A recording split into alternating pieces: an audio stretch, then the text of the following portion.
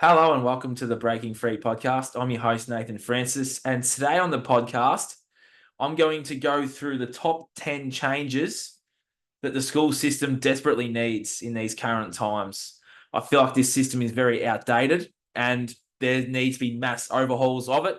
And these are the top 10 changes that I would implement instantly from what I've seen over the last few years, even over the last 10 years, given the work that I've done inside there as well. So, without any further ado, in no particular order, I've got notes prepared and everything here today. So, in no particular order, the number one change that I would make to the current school system would be being told to sit still and be quiet.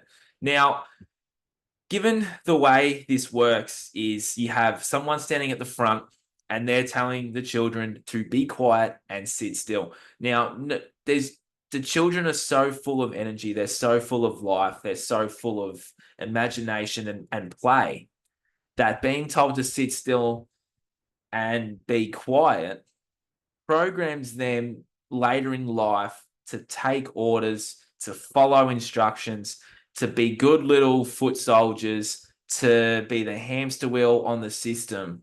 Now, children love to speak, they love to play. Now, given the way our chakra system works, this is why I'm wearing blue today, if you're watching this on the video, that instantly shuts off their throat chakra and their ability to speak gets shut off instantly in that moment. And it's also a repetitive thing. This is a day by day by day process of being told to sit still, be quiet, listen, pay attention. Now, if you look at the wording and you look at the way that they say pay attention, you're paying your energy, you're paying attention to that authority figure. That needs to change. Number two, doing the right thing. Now, there are so many examples and so many ways I could take this, but we often hear it inside the system, inside the news, inside everything else that do the right thing.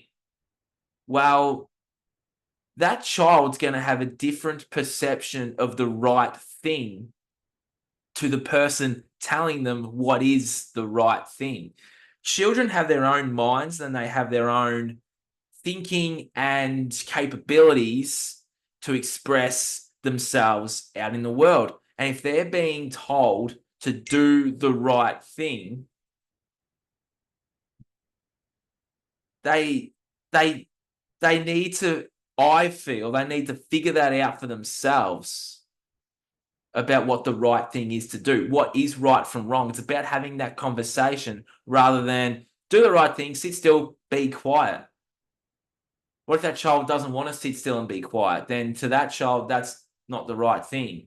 There needs to be changes in the wording that we use to children so we're not casting spells onto them and producing these obedient, these dependent order followers. Number three is authority. Now, given the way this system works inside, we have authority figures standing up there as their teachers and as leaders in the school that the children are looking up to. Now, if you look at people when they watch TV and they watch someone on the stage, they're looking up at that figure. They're paying attention energetically to that figure. Now, when we have assemblies and different things inside the school system, the children are looking up at authority. That's giving their power away to that authority figure to rule them, to tell them what to do, to pretty much guide them wherever that authority figure wants them to go.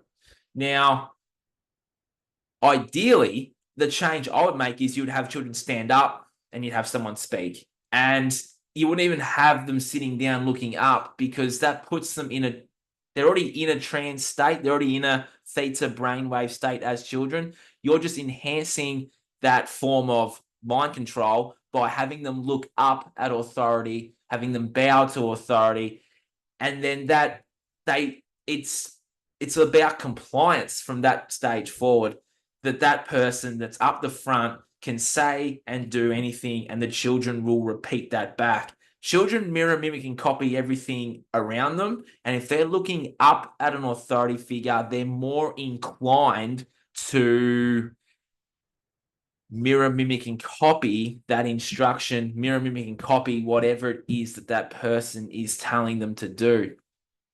So when they say sit still, be quiet, listen, look up, pay attention, that's the spell cast from the authority figure to the children that you're under my command. You do as I say, you do the right thing, and you'll be given what you need to be given, and you'll be rewarded. This system rewards the right thing.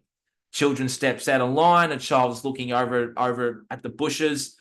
That's deemed wrong inside there. That child will be punished because they're not following everyone else. They're not commanding. They're not following that command. They're not following that order. So that child is then punished, which is just anyway. Number 4, creativity. Now, this system destroys a child's ability to be creative. You look at the specialist subjects at school in terms of art and stuff, that teachers up the front telling them what they need to draw, telling them what they need to paint, telling them what they need to create. Now, we need to let our children use their imagination, express their creativity, express their imagination with very little things to give them. Give them a pen, give them a pencil, give them a paintbrush, and let them go away and just make it happen. I feel like our children can express their creativity without being told what to do so much. And there's things that they would like to do, that they would like to create, but they're kept inside this box of constraint, that they must do this, they must do that, they must follow that, rather than expanding them and letting them come up with what it is that they want to do, what it is they want to draw, what it is they want to paint, what it is that they want to create.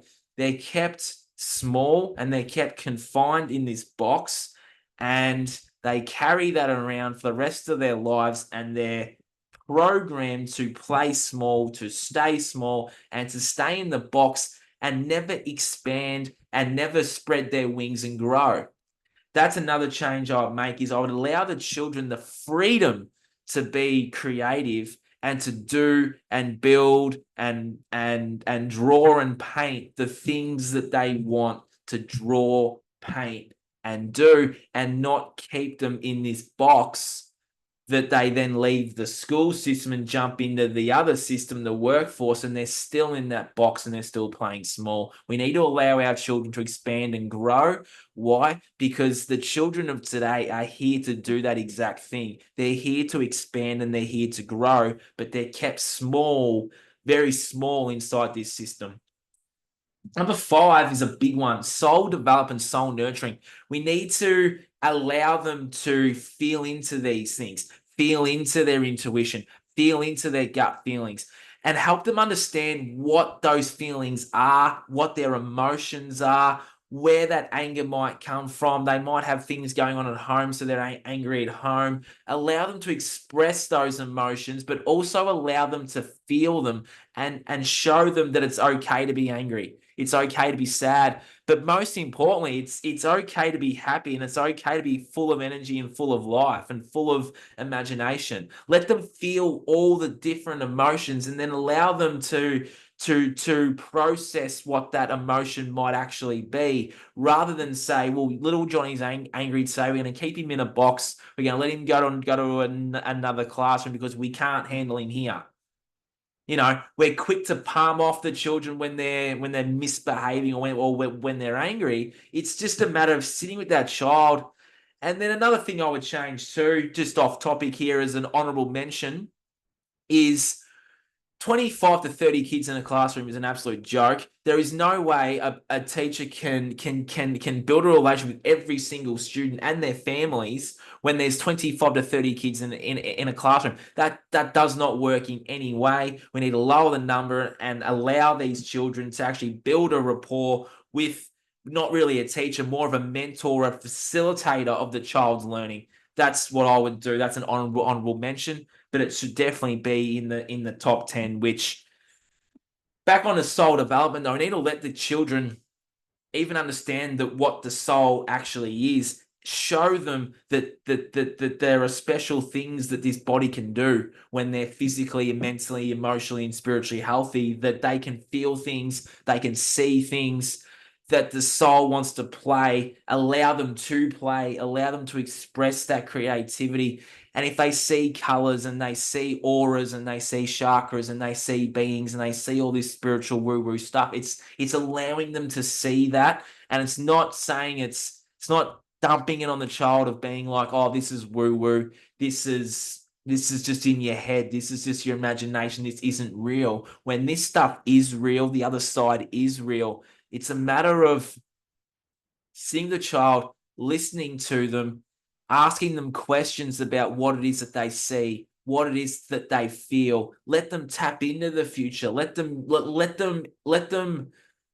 display their psychic abilities, because they all have them, but they get shut off when they don't feel heard and they don't feel seen. So that's a big one. Let the children use their imagination. Let them tap into the future, tap into their psychic abilities, because they're seeing things that we all have the power to see. Their direct channel, their direct light is super tapped in. They're super connected, and it's harnessing that connection and letting them develop it and nurture it, rather than shutting that off and blocking them from it. So soul development and soul nurturing is probably the number one change that I would make. Number 6 ties in with that is imagination. Let the kids use their imagination. Let them dream big. Let them dream of unicorns and mermaids and all these things. Let them use that imagination. Nurture that imagination, because then you're nurturing the soul. You're nurturing the soul and you're allowing them to express themselves freely, rather than keeping them in a box and playing small. Number 7 is forcing these topics and these subjects that have absolutely no benefit to the real world. Now, we're topics like Pythagoras theorem, parallelograms, we're talking algebra, we're talking all these things that are absolute garbage that these children have. They even say it themselves. Like when I was a student, when I was at school, I would question the teacher, like, why am I learning this today? This has no benefit to me in 10 years' time when I'm 16, or not 16, I'm 26. Like, if you're not studying mathematics or anything, you don't need to learn parallelograms and all this other advanced bullshit and garbage that you're feeding them, because they don't need it. They're not interested in it. We shouldn't be forcing them to do things that they're not necessarily interested in. It's because the curriculum and the orchestrators say so. It's like, well, they don't need this stuff. It's no benefit to anyone. It's no benefit to them. It's no benefit to the teacher teaching it. There's no benefit to any of it. And there's so many other subjects too that I could sit here and do a whole podcast on that. But forcing topics and forcing subjects that these children aren't interested in is an absolute waste of time, because it's wasting the children's time, it's wasting the teacher's time, and this is where the misbehaviors come in. I've seen it every day. And you ask the children, they don't want to learn about parallelograms. They really don't. They're staring out the window. And I was that student that did that as well. And that's the thing. We're forcing things on them that they don't want to do. They're not interested in. This is why on a level that the children are so disengaged from school and don't want to be there, because they're doing things that they don't want to do. So they'd rather stay home and sit on their laptop, sit on their PlayStation, sit on their video games, and sit on their tech, rather than go to school, because they're doing things they aren't interested in. And if a child's not doing things they aren't interested in, they lose their passion, they lose their purpose, and they lose their drive. They lose their ability to be able to be independent, and they lose their ability and their zest for life. They don't have it. They're stuck in a box. They're stuck in a rut. They're like, I don't want to go to school. I don't want to learn these things, and they're just stuck. So that's number 7. Number 8, life skills. The children aren't taught to go into the forest and fetch clean water. They're not taught how to clean water. They're not taught how to tie their shoes. They're not taught how to tie knots in ropes. They're not taught essential life skills in terms of financial skills. They're taught the system financial skills about borrowing money and accumulating debt. That's not proper life skill education. Proper life skill education is getting those kids outside, getting their shoes off, tying knots in ropes, building forts, still being creative and still and learning about proper life skills, how to have a conversation with someone, there's so many that they're not taught. And this is why they're teaching it. They're not teaching it because they want these children to be dependent on the system. Get these children to fix lights and fix light bulbs and get them to even fix cars on an actual surface level of checking oil and doing all these things, that then they grow up into life and they don't know. They just don't know how to do these things. And it's something that needs to be back and taught again, are essential life skills. And it's not just physical life skills, it's emotional life skills, it's mental life skills about building habits, building good habits, such as exercise, such as eating right. Oh, that's another one. Eating right. Like, we're showing these kids the bullshit food pyramid that has absolutely no nutritional benefit to any child at all, because they're still in moderation. Well, poison in moderation is not healthy. Our children need to be educated and shown that, hey, alcohol is really bad for you. It's basically a depressant, and it lowers your vibration on a spiritual level. Now, our children need to be shown and taught that. They're taught, just do it in moderation. They're watching the sport, they're watching the TV, they're watching all their stars out there in the world. They're all just getting drunk and having a good time, yahooing, pissing around, piss farting around. That's not life.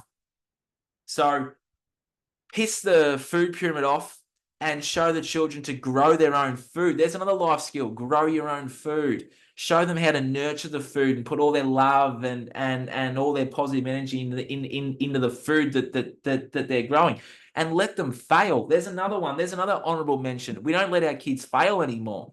It's a participation medal for little Johnny that came last in the race. It's junior footy, junior cricket, not keeping the score. It's like these children learn so much when they lose. They learn so much when they fail. I know for me, I used to love competing and doing the athletics. It's like, well, when I come last, I didn't really come last. When I came fourth, fifth, sixth, it's like, well, how do I get better so I can come first, second, third?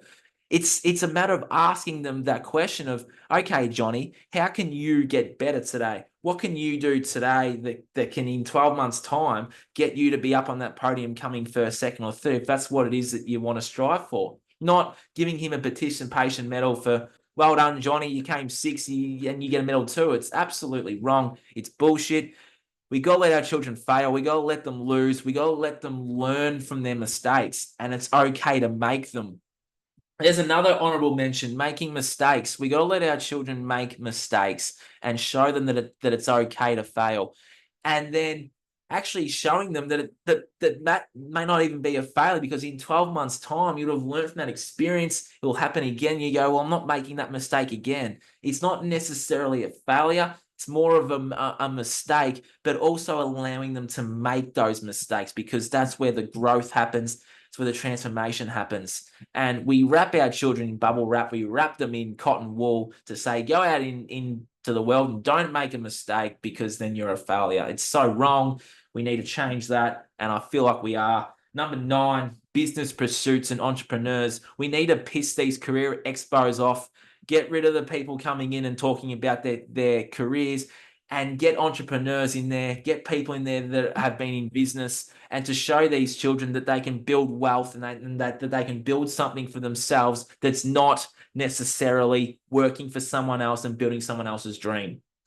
More entrepreneurs, get them in there, get them showing these kids that you can generate wealth and that you can be and that you can do more than one thing. And that little Johnny over there can be more than just that one thing in that box of, he wants to be a plumber. Great. Johnny wants to be a plumber. He can do so much more than just plumbing. It's allowing them to expand their their thoughts and expand their imagination and expand the things that they can do, because they've come here to do more than one thing for the rest of their lives. They've come here to do multiple upon multiple things. And that's what we need to nurture and develop inside these systems, so that our children are empowered. They're not disempowered. Number 10, resume and cover letters, ties in with number 9. We need to throw them out the window as well, because what we're doing with showing and teaching the students to write resumes and cover letters is that we're showing them and teaching them you must be a cog in this system. You must get a job. We're programming them to get a job. We're programming them to build someone else's dream instead of their own. We're not sitting there with little Johnny saying, hey, bro, what is it that you want to do? What is your big dream? It's, what job do you want? What do you want to do for the rest of your life? We're not expanding them. We're not expanding them to think big, to dream big, that they can do multiple upon multiple things. Sit over there, write your resume and your cover letter so you can get a good job. Number 11. We've actually got, I think there's about 15 here now. So box ticking. Now, this is so broad that I'll just cover it quickly. There's when a child does something wrong, the parents are called. That's a box tick. I will just call the parents. We'll have a meeting. We'll suspend the child. We'll do these things and we'll just tick boxes. Oh, we'll do respectful relationships, but we'll just tick that box. It's all about ticking a box and saying to the department or wherever, it's like, we've ticked that box. Absolutely bullshit. Number 12 is dependency, and that ties in with number 9 and 10, dependency. We're building up these children to be dependent on the government, dependent on the job, dependent on the system, whereas we need to empower them to become independent.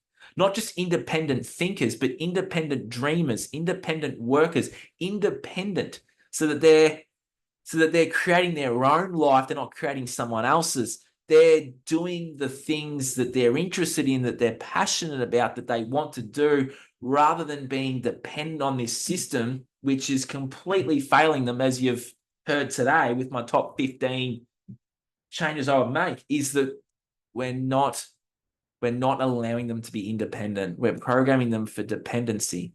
And then that's why in 30, 40, 50, 60 years' time, they regret their lives. They regret the things they did, because they were programmed many moons ago inside the school system that they must sit in a box, they must do one thing, they must be one thing, when they can be so much more. So that's my top 10 to 15 changes I would instantly make to the school system. I'd love to hear yours. Please let me know in the comments. Let me know in the description, or shoot me an email, nathanselfsabotage@gmail.com. And thank you for listening and watching the Breaking Free podcast. Oh, and before I go, I am making a documentary, Education Unpacked, The Burden and Baggage. It is a documentary on this system and shining a light on the good, the bad, the ugly, and shining a light on the homeschool groups, the bush school groups, the people that are doing awesome things outside the system. It's about showing people that there are other systems, there are other alternative things and groups that our children can go to, rather than being inside the current system. I think it's a beautiful thing what we're doing. I have a 15-year-old boy with me that's going to help me put it together, film, edit, produce it. So if anyone out there that's listening to this podcast today that has someone that they know that is young and enthusiastic, that has a passion for filmmaking, producing, graphic design, or one of the many roles we have, please get in touch with me, and yeah, I'll look forward to working with them and helping put this project forward. If you're a homeschooler, you're a former teacher, current teacher, you're a bush school person, you're in an alternate system, you're doing something that's outside the system, I would love to hear from you. If you're a teacher or a former teacher that has a story about your experience in there and what you're doing now, let me know. Email me and let me know your story. We'll get in touch. If you're a principal, you've been inside the school system, you've sort of seen how things are done and you have a story, please reach out to me. I'd love to have a chat to you about it. Love to feature you in the documentary as well. I believe this will be big. It's going to be 6 parts. and it's going to be really awesome for people to see what's going on, but also to see the solution. We need to have more solutions out there. There are problems. We need more solutions. So this has been the Breaking Free podcast. I thank you all for listening and watching wherever in the world you are. And if you do want to reach out to me, please reach out to me in the comments, reach out to me on email or any of my socials about the documentary, about this podcast, about the work I do, which is coaching as well. I am mentoring children at this point in time, and I coach people that are I coach teens. I coach anyone and everyone that is out there that is disempowered, that wants their power back. I can help show you how to do that in my coaching as well. So reach out to me anytime. I'm always here for you. You also have free Zoom consults on offer for you and your family as well. I have presentations, I have Zoom seminars, I have group coaching videos and all sorts of resources at my disposal as well. So there's everything there to be your best. This has been the Breaking Free podcast. I'm your host, Nathan Francis. And today we delved into the 10 to 15 changes I would instantly make to the school system. So I hope you all enjoyed that conversation today. I'll talk to you all again soon. Cheers.